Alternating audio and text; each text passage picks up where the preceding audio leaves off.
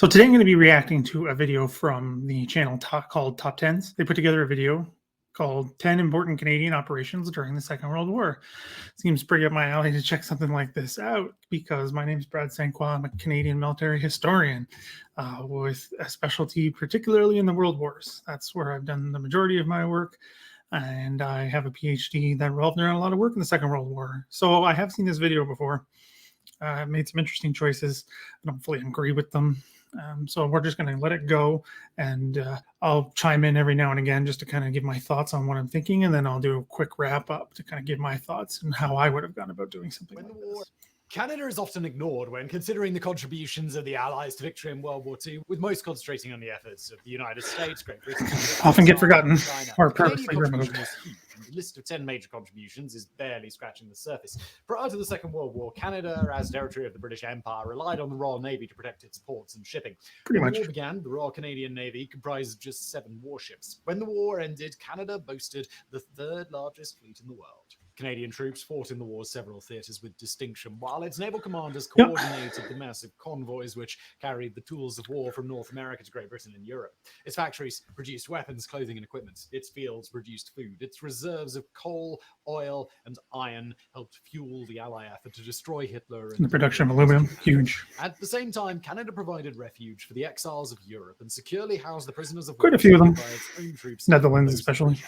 Here is just a small part Canada's contribution to the Allied victory in World War II. So yes, it is going to be a small part. So that's important to keep in mind. 10, the Battle of the Atlantic. Of all the operations, this is pretty low for the Battle of the Atlantic. To me, it's top 3. To the success of the Allies. Ships carried weapons, vehicles, food and clothing, medicine and supplies from the industrial bases of North and South America to Great Britain and the Soviet Union. To put it bluntly, whoever controlled the sea lanes of the Atlantic Ocean would win the war. Germany recognized this fact and pretty much closed the Atlantic to shipping through their U-boat offensive, through surface raiders early in the war, and through bombing or otherwise destroying the port facilities of their enemies. They sank over 13.5 million tons of shipping, not including the 175 warships fighting to stop them over the course of the war.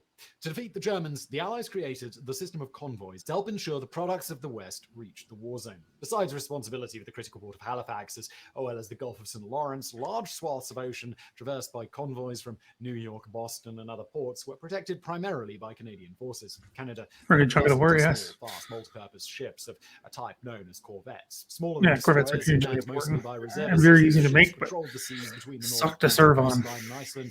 Very uncomfortable. Grounds of the U-boats early in the war. The Royal Canadian Navy was not limited to operations in the North Atlantic. No. Canadian escorts accompanied coastal convoys as far south as the South American ports, participating in the war against the Axis. Number 9. They're also on the Pacific, Atlantic coast in running the North Newfoundland was Arctic runs. Governed, a British dominion, legally separate from Canada until 1934, and in a practical sense remained independent when the war began in 1939. Not really independent. In fact, possession of the territory of Labrador. Not really. Newfoundland was not independent. In Canada in 1939. The war changed the relationship. Both the UK and the US recognized the strategic importance of Newfoundland. So did Canada. And the basis for Destroyers Agreement of 1940 allowed the United States to install military. So they're independent, right? That's why the British could put bases, give the American basing rights. American aircraft and ships. When the war began, Canada installed a military presence of its own.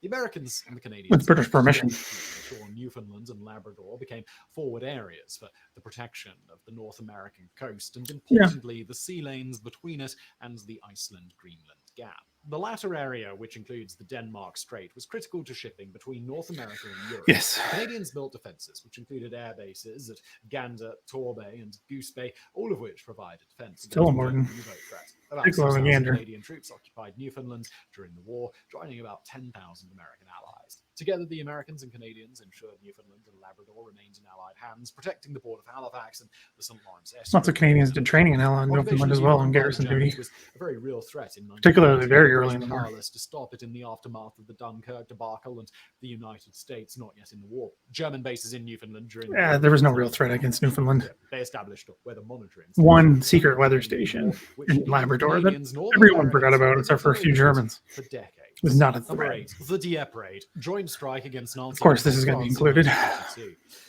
The The 1942 Dieppe raid, Operation Jubilee, was originally a British show. It was an attack on the French mainland, always intended to withdraw after destroying some German facilities and infrastructure, rather than to establish a second front in Europe. As such, it was largely a commando-type operation, but rather than assign it to commando troops, the British placed responsibility for the raid on their Canadian allies. They didn't place responsibility on the Canadians.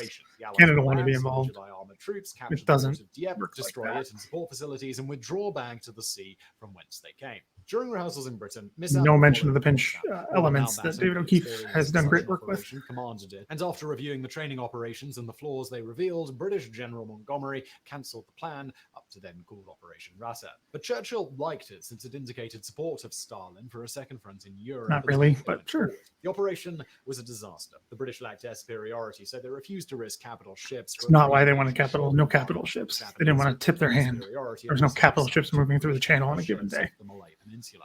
British intelligence of the landing areas was inaccurate and incomplete. The force committed was insufficient to overwhelm. Should have known better about the Dieppe beaches, popular British vacation spot prior to the war. German resistance from ground troops, artillery, and the Luftwaffe. Supported by about 1,000 British commandos, they forced their way inland, where their units were cut to pieces by German resistance. The Canadians suffered about 3,300 killed and wounded, and nearly 2,000 more men were captured by the Germans.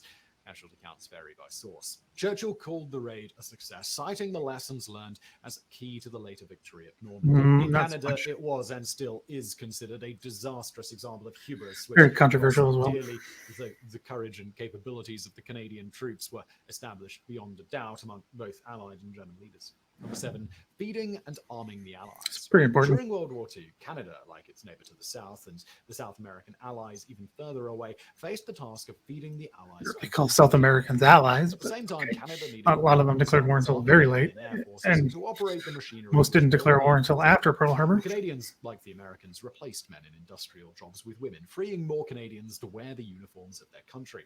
With a much smaller population than the United States, Canada was forced to take more drastic actions. One step was lowering the age at which one could obtain a driver's license. You really think lowering the age of a driver's license is a drastic step?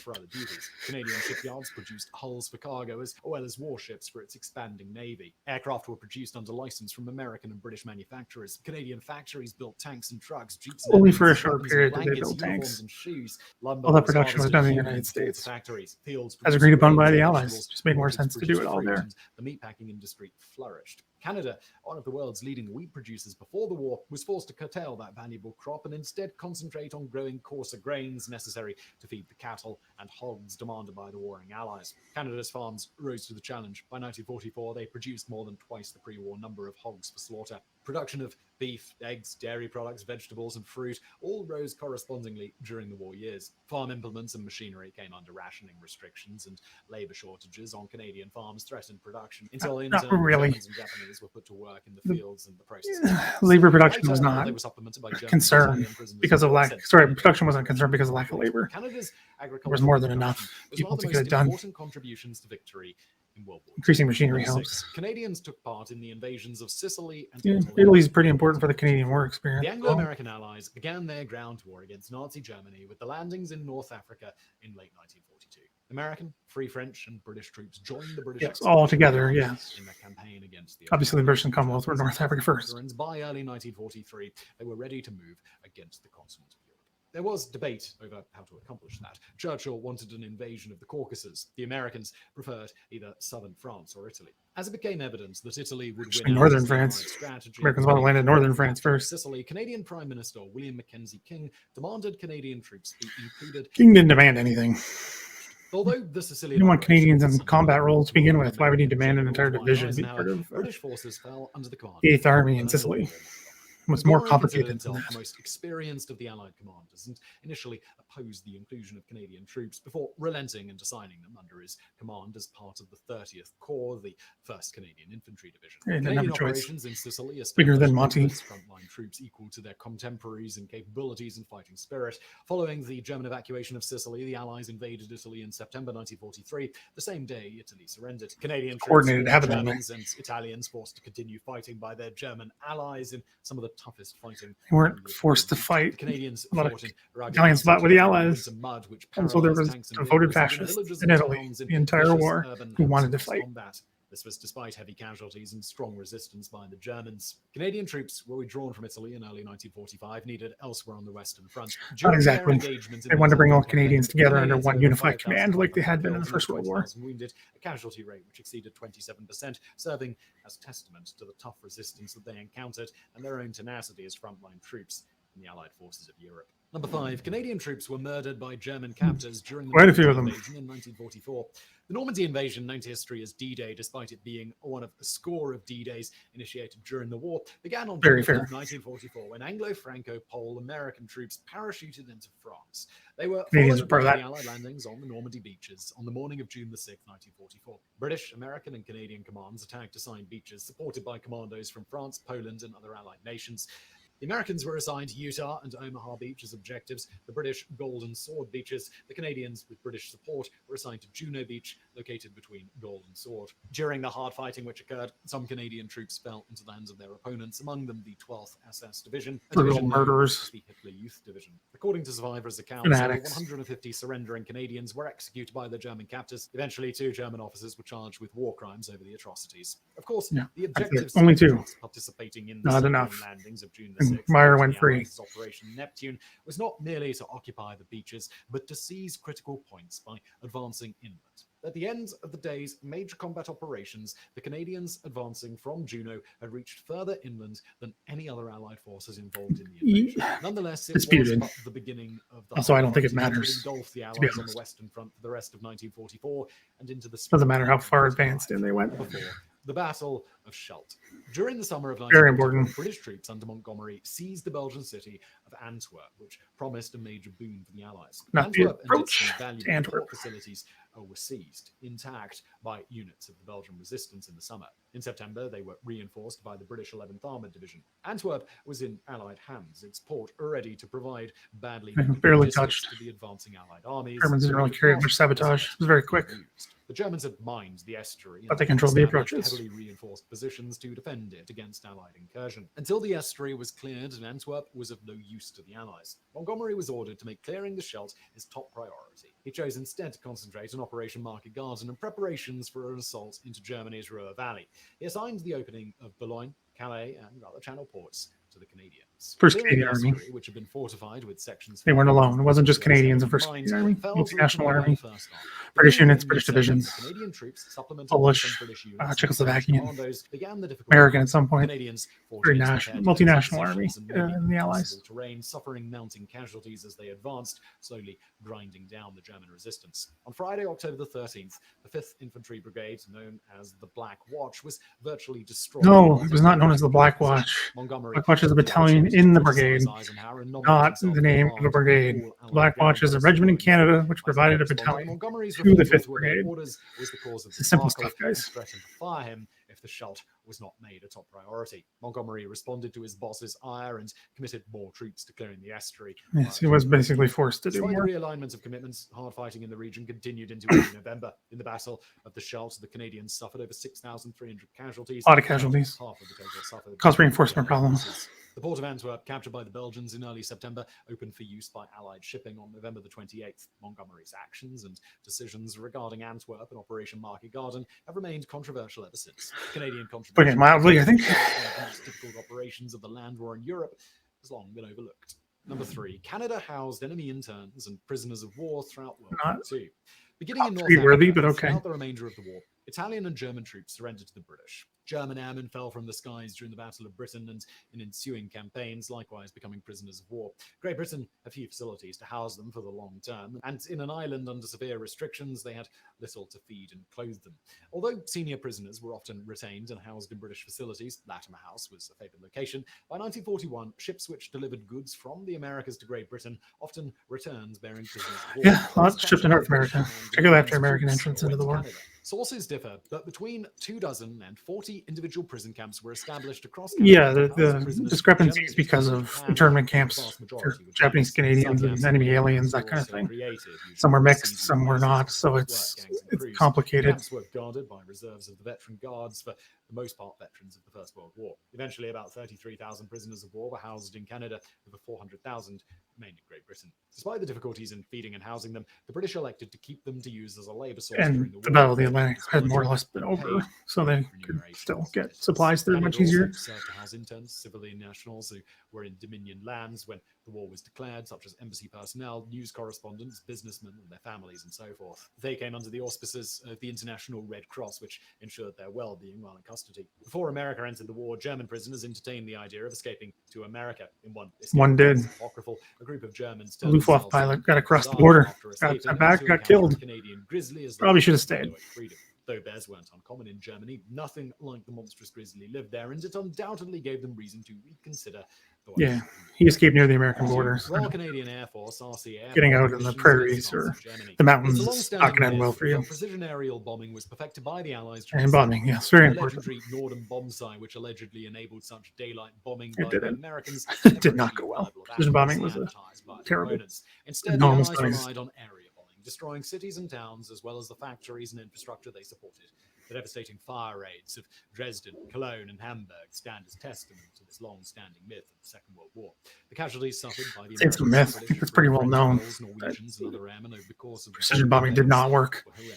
Add to them the casualties suffered by the Canadians. The Royal Canadian Air Force operated within RAF commands until 1943, when the Canadian squadrons were united to form 6 RCAF group, which continued to operate under the control of the RAF's bomber command. Eventually, 6 RCAF groups consisted of 14 squadrons of heavy bombers, which flew missions both in conjunction with and separately from the RAF. Well, that's not quite how it works. It wasn't separate, really. Just a separate group. There's other groups within Bomber Command. Programs even before hostilities commenced. Not exactly so. Pipeline of trained pilots, navigators, bombardiers.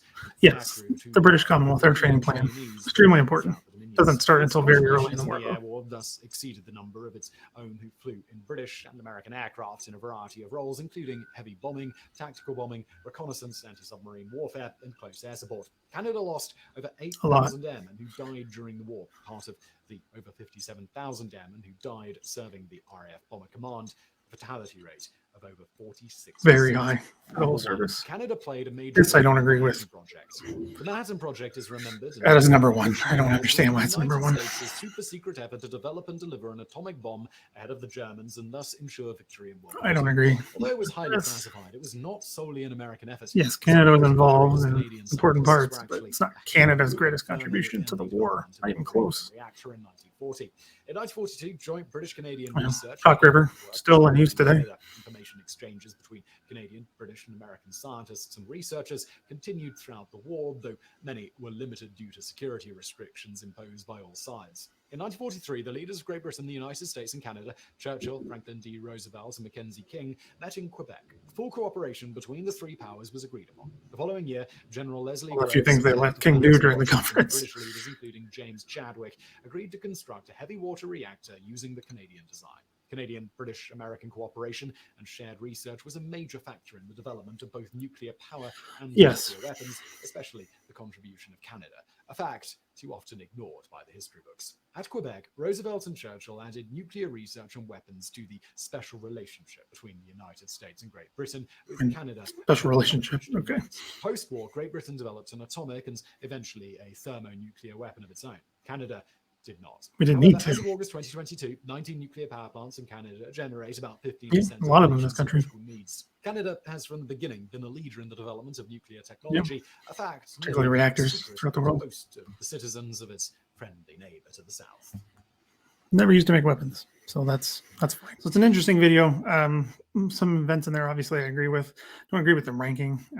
I think Battle of the Atlantic, British Commonwealth Air Training Plan, and the industrial production and resources should be top 3. You can argue about which is which, but I think those should be the top 3. I don't think Canada's involvement in the Manhattan Project should be number 1. Putting in even a top 10 list feels a bit iffy to me. I don't really agree with that. But things like the Scheldt, contributions in Italy, all of that is important. I think that's very important. So that's good. So what do you think? Do you agree with the list, all the items on the list? Would you rank them differently? Also, would you like me to do a top 10 list? I think mine would be quite different than this one and also framed in a different way. There's some mistakes in this video that I think shows that there's not really a Canadian military historian or an expert in really the area at all involved in this video. Like things like saying brigades have names is is just wrong. And then misunderstanding King's role in the war and his personality, which is quite well known amongst Canadian historians, I think is just missing a lot of the points. So it's a good video in some ways, other ways not so much. I do like highlighting Canada as much as possible, obviously, with my channel, but it's good to see other channels do it and bring Canada into the conversation. That I'll always appreciate. So go check out the video yourself. They have some other interesting stuff, so go check that out. I'll link the original video down below. But also, again, if you want to see me do something like this, please leave a comment down below, and I'll get to it if enough people want to do it.